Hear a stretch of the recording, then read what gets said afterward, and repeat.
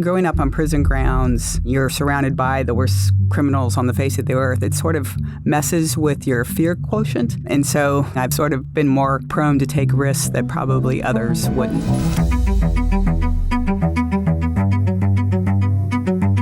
Behind every major policy decision, every corporate strategy, every Washington power play are the insiders shaping the game and the new rules to win it.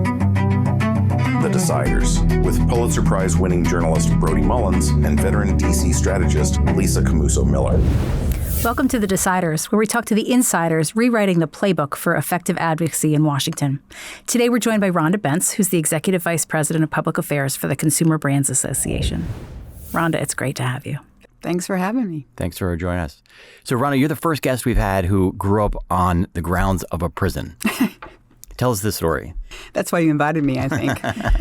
Well, my mother and stepfather worked for the Department of Corrections. In fact, my mom was one of the first female correctional officers in history. And Hollywood decided to make a made-for-TV movie about her life and experience. And it was called Women of San Quentin, which is not a porn flick. It's an actual movie. You can look it up. But it was a, sort of interesting experience. When you're surrounded by the worst criminals on the face of the earth, it sort of messes with your fear quotient. Like you analyze fear differently. And so throughout life, I've sort of been more prone to take risks that probably others wouldn't. So tell us about your journey from there to Washington. Well, not surprisingly, growing up on prison grounds, I sought a career in politics and did political campaigns in California, state legislative, gubernatorial, worked for Pete Wilson, and then I went on the Bush 41 reelection campaign. And I thought, I really like this campaigns and politics. I think I'll go out to Washington, D.C. And so I packed up my car and drove across the country in February of 93, right after Bill Clinton got elected. And I thought, naively, I'm a Republican from California. People will want to hire me. And I was met with a lot of she's adorably naive. But I did end up with an association, a public affairs firm, and then I got recruited by Visa USA to run their public affairs in D.C. And this will give you a sense of how good I am with money in that I left Visa right before they went public to go work for another lobbying firm, and then went out on my own and did that for a number of years. I did a lot of crisis work for corporations as well as private equity firms and their portfolio companies. I got connected to a group of SEAL Team 6 operators that were making the transition from military to civilian life, and they all wanted some help in terms of how do they navigate this. Rob O'Neill, who was the SEAL Team 6 operator that shot and killed Osama bin Laden, but that isn't all of Rob's story. He was in every mission that we've seen the movies on, Lone Survivor, all of them, Captain Phillips, and he has great stories and, negotiated a book deal for him, which was fascinating. And then that got optioned by Lorne Michaels of Saturday Night Live fame. Negotiating a movie deal is bizarre. It's about the most technical thing I've ever experienced. And I've, worked in the oil and gas industry. I worked in financial services industry, and now I work in the consumer packaged goods industry. And you think there's technical aspects to all of those things. It's got nothing on looking at a movie contract and going, oh my God, this is not my world. But we figured it out. Rhonda, so many of our guests talk about their mentors. Tell us about someone that helped you through your transition to Washington. It's a bit of a challenge because my mentor was earlier in life. It was political campaigns in California who basically hired me on the Pete Wilson campaign. His name's Marty Wilson.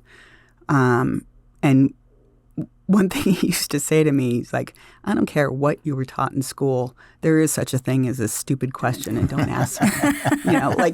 In other words, sit, listen, absorb, and then ask questions. But if your first sort of thing is to hear the sound of your own voice because you want to be present in a meeting and show yourself as present, the reality of that is you're going to ask something stupid, and that is going to impact how people view you going forward. And so, these are hard lessons on campaigns that a lot of people don't get exposed to, which sort of expedites your time, your learning curve time, right? Just don't ask the stupid question, which is his way of saying, shut up and listen, right? There's something about being on a campaign, too, that really there's a finite amount of time and there's not a lot of time to waste. So listen first, ask the question next. That's a great lesson. You mentioned Bush 41 as your first sort of foray into politics. The Republican Party back then and the Republican Party today are two completely different parties.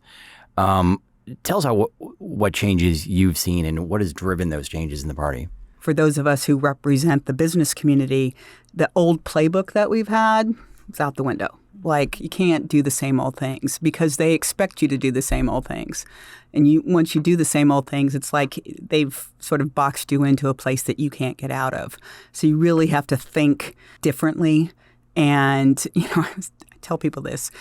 For this administration, this sort of Republican Party, how Trump has shaped it is really in sort of the deal-making space, right? He's a guy who likes to make a deal. He wrote a book on it. And I've encouraged people to read that book because it does give you somewhat of a pathway in terms of not necessarily where they're going to land on issues, but how you sort of come to the table and negotiate with this administration, which is highly different. The president in his heart is a businessman, right? It's what he knows and what he does well. And so to the extent that you sort of come to the table trying to make every policy argument you can think of without thinking about how to package this in the form of a deal is going to net you the wrong result, right? He's shaping the Republican Party for a longer term sort of repositioning and a reset that I think isn't just going to go away once he leaves office. So does that make things harder for a trade association because you represent so many different companies? He wants to make deals with the companies, right? Or is it with the trade association? I think he wants to make deals. I'm lucky enough to work for an association, Consumer Brands, that's willing to be creative in that space. We're still a bit entrepreneurial in terms of how we think about problem solving for our members. And so, I've been given a lot of flexibility sort of operate in that space. I was told a while back the key to engaging with this administration is constructive engagement. It'll earn you a seat at the table and a long-lasting seat at the table, but you've got to sort of be willing to understand the art of the deal through constructive engagement. The Consumer Brands Association represents the most recognizable brands in the country and really the globe. Talk a little bit about what it is you do at the association specifically. Well, one of the most important things we do is defend their freedom to operate, right? This is one of the most, if not the most regulated industry. It's food, beverage, home, and personal care companies. So it's really the products that you have in your home. And it's incredibly important for us to maintain the amount of trust we've built with consumers. We have studies that say that consumers interact with our products 42 times a day. So you don't buy a car every day. You don't get on a plane every day. You don't even fill your car with gas every day, but you do buy our products every day. You interact with them in some way, shape, or form 42 times a day. Our companies take it very seriously, but we also have a job to do in terms of advocating for the industry. And advocating for the industry also means advocating for the consumer, because we don't move without the consumer. There's really no one closer to the consumer. We know that consumer. It's our job to know that consumer, right? We have to meet them where they are on any given day, in any given moment. And so innovation is key. But our job is to advocate and tell the industry story and defend the industry's positions and maintain their freedom to operate. You talked about one of your jobs being to defend the freedom to operate, which is sort of an incredible thing to say with Republicans in charge of the House, Senate, and the White House, of course. We also talked about how the Republican Party is changing. How has that affected your day-to-day job? What's happening is really at the state level. States being much more aggressive and pursuing policies and proposals that in what, typically red states they weren't interested in pursuing before. It's a reflection of a very sort of vocal MAHA, Make America Healthy Again movement.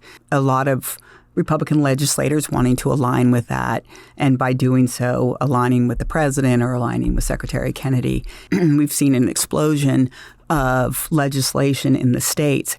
The challenge with that is it creates a patchwork.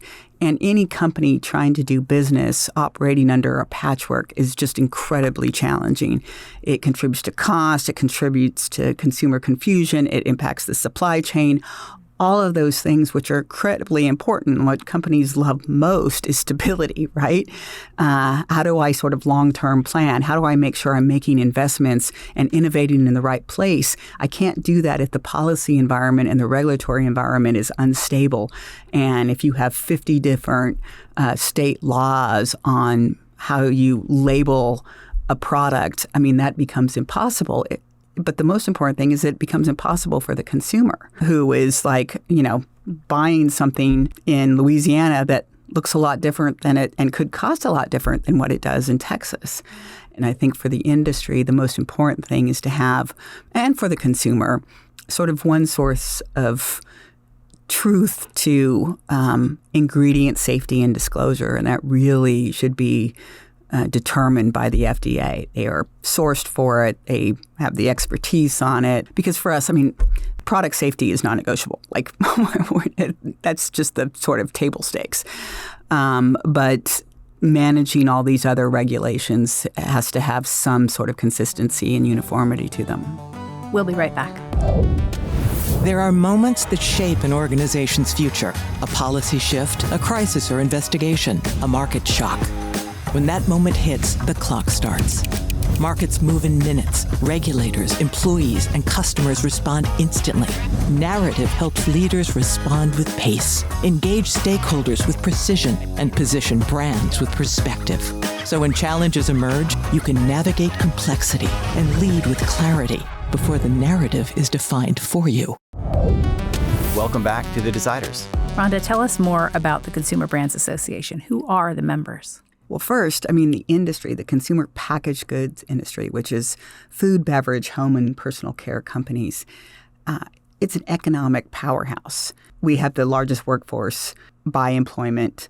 22 million people work for the industry or connected to the industry. That's huge. Contribute $2.3 trillion to the economy. Those are real numbers. And they make their products here and sell their products here.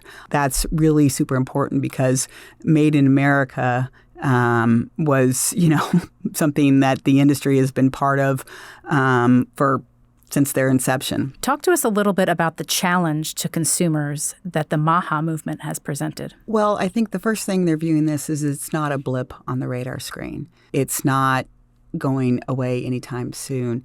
And I think they're trying very hard to understand what this means and what impact it's going to have on the consumer writ large. There's much more interest in understanding what's in the products that they're buying. We want to sort of say transparency is at the heart of what we do. It's part of what builds that consumer trust. So the industry is invested in a lot of different places on transparency. Facts up front. There's Smart Label, which is the QR code where you can sort of do a little bit more research and understand really what's in these products. We have a website, foodprocessingfacts.org. And then we also have a website called Truth About Ingredients, which helps clear up some of the myths or the misinformation out there about what these ingredients do, what critical role they play within the product, those kinds of things. So we're really trying to sort of say, look, the consumer wants more. We're going to give them more. And the heart of that is sort of really focusing more so than we ever have before on transparency. What is your view of the MAHA movement? Do you feel as if they're giving clear direction? I think that there is a lot of passion behind the movement.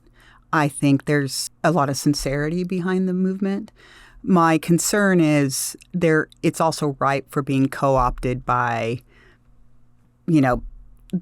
influencers that claim to sort of want to be in the wellness space. If you look at a lot of their Instagram feeds and you click on their bio, they're selling, products of their own. I think the movement has to be always making sure that they speak with a credible voice that they are using sound science, risk-based science, that they're not being co-opted by those who sort of see an opportunity to grift, essentially. There's also, I feel like, a communications issue. So I have a brother who buys Fruit Loops for his kids, and he says, there's like 19 ingredients in the Fruit Loops in the U.S., and then he went on a trip to Canada, and there's only 3 ingredients. And he says, well, this shows that in America, we're putting all these needless chemicals in. But I think in reality, it's more that the FDA, our FDA, has the resources to approve more of these ingredients. And in Canada and other countries, they don't. There's a lot of that. There is a lot of the misinformation. Brody, thanks for bringing that up. We get the same sort of critique about Europe. Why are there so fewer ingredients in Europe or Canada than there are in the U.S.? And the reality is the labeling laws are different. The FDA has far more detailed requirements for labeling in the U.S. than any other sort of regulator around the world. And in some cases, yes, the U.S. population is different. Their tastes are different than Europe and Canada. And so we have to, as an industry that, again, wants to meet the consumer where they are, we develop products specifically for different regions based on what they like, what their culture's like. All of those things have to factor into how the industry thinks about providing these products to the consumer. You've talked about with the rise of all the new regulations in the states and the need for certainty in any industry that you want the FDA to be the preeminent regulator. Is it harder to do that in a world where Republicans control Washington and Republicans are inherently skeptical of big government agencies? Yes and no. I think in order to support some parts of the MAHA agenda that I think we're willing to come to the table on, recognizing they're hugely popular, some of these policies that the Republicans want to pursue as well, they need a strong FDA in order to do that. Without that, it's hard to sort of pursue a national MAHA agenda that doesn't include a strong FDA. And a strong FDA means being well-resourced, being given adequate authority. All of those things matter. And so I think tying those two things together for Republicans is part of what we communicate. And I think they get that. We'll be right back. Life insurers put life into the things you live for. The factory that's hiring, the job that supports pizza nights, the shopping complex that reinvigorated your town. Life insurers are the single largest investor in job-creating, innovation-driving, and economy-building U.S. corporate bonds. So the dollars you pay in premiums are reinvested, putting life into businesses, skylines, your community. Explore how life insurers put life into America at acli.com. Welcome back to The Deciders with Rhonda Bentz. Rhonda, it's widely expected that there will be a shift in who controls Congress after November. Could be the Democrats take over the House, maybe the Senate. How does the change in Congress affect your industry? Well, I think particularly in the House, with the margins the way they are, and I think we're going to be seeing regular shifts in the Congress, particularly the House. And so you're going to be playing within those margins and developing your advocacy strategy with the recognition that could be every 2, 4, 6 years, there's going to be a change in leadership, a party change in leadership. And so always sort of preparing and making sure that you always operate in a bipartisan fashion, that constructive engagement isn't just limited to who's in charge. Constructive engagement is with all stakeholders, with both parties, and making sure that you sort of build up that reputation of these are honest brokers. They're not, they have solid, credible information that they're providing. Their data is accurate. We trust these guys. That's how we have to operate, no matter who's in charge. And so that's how we operate. How does an industry like yours work to sort of bring that bipartisan pro-business center back? Or is that possible? I think there's a realization that the number one issue on voters' minds, on Americans' minds, on American families' minds is grocery affordability. And that is felt very acutely by the consumers. I think both parties respect and appreciate the pressure that the American consumer is under. And so can we come to the table with some solutions? And that's why we think promoting and passing a uniform federal standard on ingredient safety and disclosure is so critical to sort of achieving that. And that should not be controversial, and it should be bipartisan because at the end of the day, we're here to service the consumer, and that's what they want and need. Rhonda, we ask every decider the same 3 questions. The first one is, what's something in the past year you're most proud of? One of the things I'm most proud of is I've built a really, really strong team, and how you sort of recognize that is when a strong team member leaves, and whether things collapse or people just pick up and you just keep rolling. And I had an incredibly strong senior person leave to go work for a member company, and we didn't miss a beat. People stepped up without being asked. And just demonstrating that you have a strong bench. And I've been reflecting on that over the past several weeks as we continue our search for a senior vice president of federal affairs, that we haven't missed a beat. We've shown up where we've needed to show up. We haven't lost any ground. The position is incredibly important, but it was a demonstration that you made some of the right choices and your instincts were right. And so I'm very proud of building that team and giving them all sort of pathways for success. Because when I think about my legacy, it's not, yes, I'd love to pass federal uniformity, but my most important legacy is making sure that everyone on the public affairs team at Consumer Brands has a pathway for success. It's the first job listing we've had on the show. So anyone interested? Hopefully people are watching. What's one thing you wish you could have done over? I guess I would start with maybe waiting a little bit longer before I left Visa to enjoy the organization going public. I think I left a little too soon, and that was a timing question, and I should have been more patient. What would you say is something that Washington is not thinking about, but they ought to be? I think there's a lot of people in town who think that once President Trump is out of office, things will go back to quote unquote normal. I think this is our new normal. I think we need more than ever people who appreciate and can build creative solutions, but do it quickly. I think there's I tend to over-index looking for people who have campaign experience for this reason. Really people who can adapt well to change and understand that even a new president, I think, is going to take some of the lessons of the Trump administration and carry that forward. And so I don't think this sort of will go back to normal is going to be how we operate in D.C. I think there's still so many people who are in denial about the new way of Washington. And look, I think it's important that our government gets that disruption every so many years is important. It's healthy. Those things matter. I think this is something we have to get a little bit more accepting of, that this is going to be the way forward. Rhonda, thanks so much for joining us on The Deciders. Thanks so much for having me. I had a great time. And for the first time, this is 535.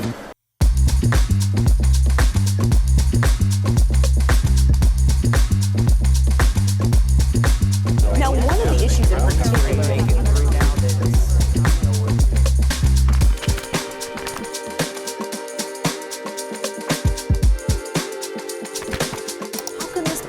Where is Congress? Do something.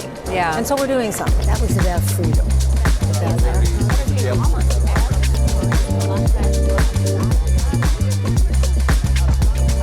That's good for America. What y'all are doing is good for America.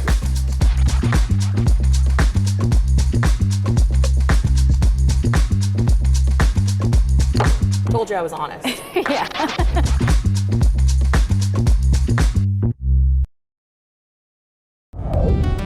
Welcome back to The Deciders. That was Rhonda Bentz. Brody, what did you think?